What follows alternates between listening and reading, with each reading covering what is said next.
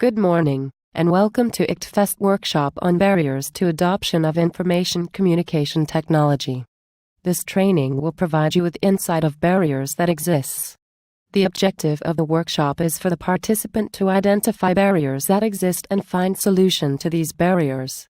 This workshop will prove to be intriguing, and participants at the end of the workshop will be able to identify barriers, classify barriers, identify barriers within their school and their self, and create an authentic assessment with the collaboration of their learning community, incorporating all the key components that were learned along the way. This workshop will be approximately 6 hours in length, but maybe if you are really good we can finish early. For the purpose of this workshop you have to complete the pre-training before beginning the training. Also a basic understanding of the need to define the following terms: extrinsic barriers, intrinsic barriers, micro, meso, and macro barriers, school-level barriers, teacher-level barriers, material and non-material barriers, digital natives, and digital immigrants. Once you have defined the following key terms, blog your answers on your Blogger account. By blogging your answer you can see how the definition may be readjusted by the end of the workshop. Extrinsic barriers refers to access, time, support, resources and training in reference to ICT. Intrinsic barriers refers to the attitudes, beliefs, obstacles and resistance.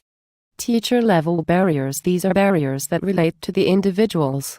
For example, time, lack of confidence, resistance to change, self-efficacy, or issues within the institution.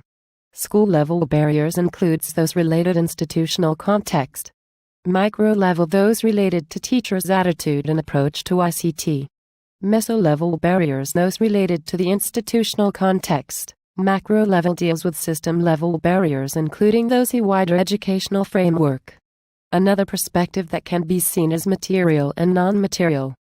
The material condition may be the insufficient amount of the computers of copies of software. The non-material refers to the obstacles that teachers face, such as lack of ICT knowledge and skills. It also demonstrates the difficulties they may have with the integration of